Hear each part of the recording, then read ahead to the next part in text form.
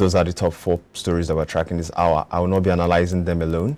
I have IBrandTV senior analyst Charles Fakroha to help us analyze that. Good morning, Mr. Charles. Good morning, Damo. Thank you for having me. Yeah, it's good to have you once again on the show. How do you do today?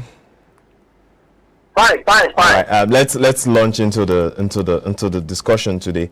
We're going to start with recommendations made by the IMF ranking Nigeria low. It said Nigeria has one of the lowest public expenditure and revenue levels in the world. What do you make of this?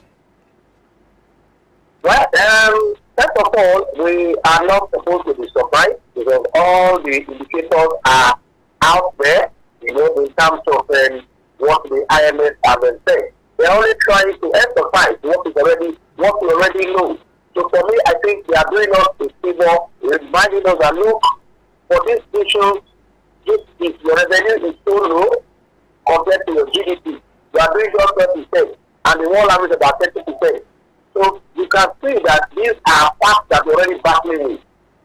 Our impact of our revenue generation, a lot of leakage, even our main source of revenue, the oil and gas, the selling of shares and all that. So IMF is only trying to emphasize what we already know. It's fine. Please continue. Okay, so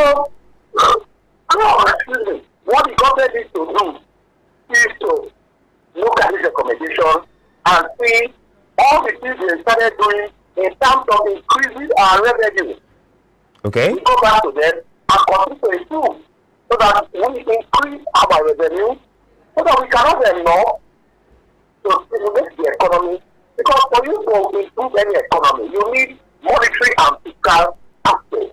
And it is the physical aspect that we are lacking.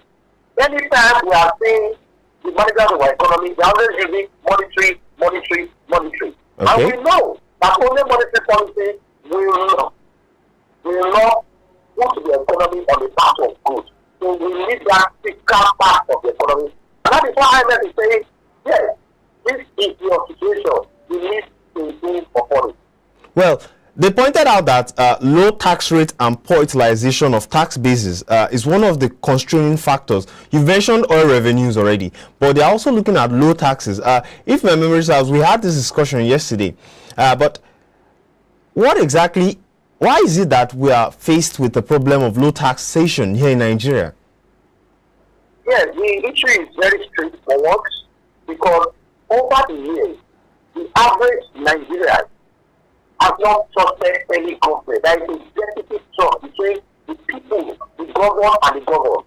The people don't trust their leaders because they believe that whenever they pay any tax, it is not used for the purpose. And that's why you are seeing so many people who are eligible to pay tax are not even captured in that tax bracket. So it is a real problem. The government needs to show that transparency. They need to end that trust for the people so that those who are even self-employed, who are doing some business, when they get income, they should be able to file their tax return to the tax authority. Then, without government ending this trust, it is difficult. The tax rate or the tax revenue will still be very, very low. All right, we're still looking at this issue. We are faced with problems in generating our revenue, and we've had to always borrow. But now, the IMF recently said, don't borrow anymore. Try and look at expanding your tax base. But we found out that this pursuit of taxes has also raised issue among people that do business here in Nigeria. Can they reach like a middle ground? Yes, I agree with you. Yes, IMF is concerned, and of course, even if you as an individual, you keep borrowing and borrowing and borrowing, like we have been told. He who goes borrowing goes borrowing. That's a nice one. It comes to a time where we need to look inward, and that looking inward is first of all block our revenue leakage. That is one. And let governments begin to do things they are told they want to do. That will end their job. Telling people to come and pay tax when they are saying the good work you are doing, it becomes very easy. Yes, right now we know that there are so many people who are supposed to be in that tax bracket. But because of that deficit shock, as I said earlier, it is difficult for them to come and find their tax return. So, yes, they need to take the advice of IMF. They need to increase not only the amount of tax they are giving, the number of persons that are supposed to be in that tax bracket that are eligible to pay tax. We need to increase and expand that population. All right. I want you to hold that thought. We'll go on a short break. When we come back, we'll look at the remaining three stories.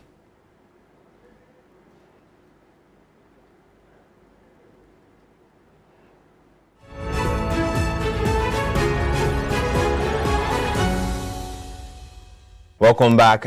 If you're just joining us, we're speaking with IBrandTV's senior business analyst, Charles Fakroha. Thanks for joining us once again, Mr. Fakroha. We'll move on to the next topic now. The federal government has tackled the IMF stance towards Nigeria's food risk. Yesterday, the IMF said that Nigeria will face a food risk in 2023. But now the federal government has come out to say this is a lie. What do you make of this? Well, the IMF, being the International Monetary Fund, they are to ensure that the world economy is stable. People all over the world at least live a different life. Yes, they are doing their own job and trying to put countries on their toes to do the right thing. Yes, it is obvious with the recent flooding that we saw in the country. Most farmers displaced, crops destroyed. Obviously, the availability of food items, these big food items will become a problem. And even the availability will not be enough. So, and that's why that international organization, IMF, is saying Nigeria is likely going to have a food crisis. Like we said even yesterday, yes, the government has seen that and they are putting measures in place in terms of the irrigation, dry season farming, the seedling, and all that. These are measures they are taking to mitigate the effects of that food crisis. So, the only way we are not going to face this food crisis is when the government is considering the implementation. Well, let me come in here. Do you think that this is just a face-saving approach? Because let's look at the reality. We faced high flood rates. We have rising cost of fertilizers, but they are saying that no, that we have plans in place to mitigate this. Is this not just a face-saving approach? Well, you might decide to say it's face-saving, but the government is telling you we are doing what we can do. But what we, as the ordinary Nigerians, want to really see is the implementation. You mentioned high price of fertilizer. If fertilizer is coming, why can't the government see how the prices can be reduced and made available to the right farmers? Then the right way farming they are talking about. What can they do to see that yes, these farmers that have been displaced are able to get back to their farmland and able to practice that farm, cultivate their farmland during that dry season, using irrigation, and at the same time, more importantly, ensure that the seedlings they are using are of high yield, so that within a short period of time, they'll be able to harvest and increase food supply. This is more of implementing what they are putting in place. So yes, it can be a face-saving, but it has to be justified. The government has to show that yes, we are ready to face this food crisis by all these measures we are putting in place. It's just not here talking about it, but we want to see it being implemented. We want to see it on the ground. I want to see the farmers actually filling the soil and getting all the necessary assistance for the government to reduce this issue of food crisis. Well, that's a very good one. Let's now go to the next bit of the story. A report says that Nigeria needs about 7 trillion naira yearly to end poverty. As you would recall, poverty is one of the major crux of the issues that is trending now. Looking at the reality that was presented in a recent report. What do you say to this amount? Is this a feasible amount? or is this something that we cannot quantify? Well, no matter what it is, even if you cannot, there's one you cannot measure, you cannot manage. But so societies have to come up with at least a reasonable method of how to really measure the poverty. Yes, I'm happy with the government that they've accepted the multidimensional poverty report from the NCS. That's a good way to start it. Yes. But again, this social security that we are talking about, that will at least make the Nigerians live above the poverty line. 7 billion naira yearly. Yes, that's a reasonable figure, and I think if the government is prepared, we can do this. Nigerians can be lifted out of poverty, looking at the available resources, both natural, human, and other things we have in the country today. Well, we can lift over 100 million Nigerians out of poverty. Well, I agree with that. Let's looking at the phasing out of poverty. How can we look at it? What would be the ideal way of leaving people out of poverty? We know it's not something that can be done at once. So, in your own opinion, how would you suggest that the federal government approach this issue? Yes, that's a very good one. Lifting people out of poverty is not giving them handout on the monthly basis. Well, that can also assist in terms of social security. Yes. But the government needs to create that enabling environment. Nigerians are ready to work. Nigerians are ready to go to the farm. Nigerians are ready to go and to feed themselves. Nigerians are not lazy, and we are seeing their performance when they go out other parts of the world. We see the kind of things they do legitimately to feed themselves and contribute to the economy of their own country.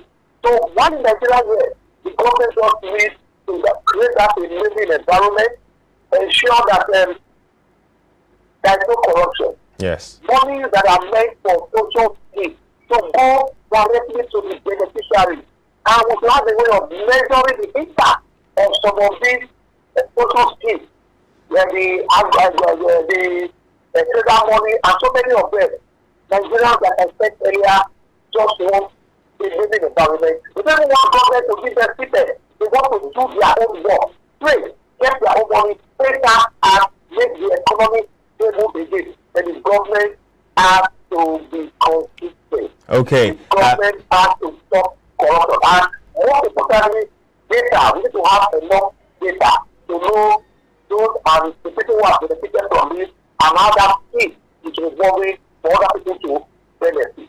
All right, that's a very good one. Let's now go to the final story.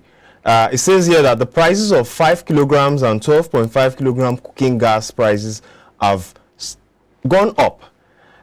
One of the bases of having cooking gas is to take away cooking with coal, cooking away with means that are not environmentally sustainable. But we found out that this alternative cooking energy, they are now rising. What do you make of this? Yes, I think this is what everybody will see, even in urban areas here. Everybody is supposed to use cooking gas, and we buy the 5 kg, 25 kg, and we are paying the price going up. And yes, we just finished up 27.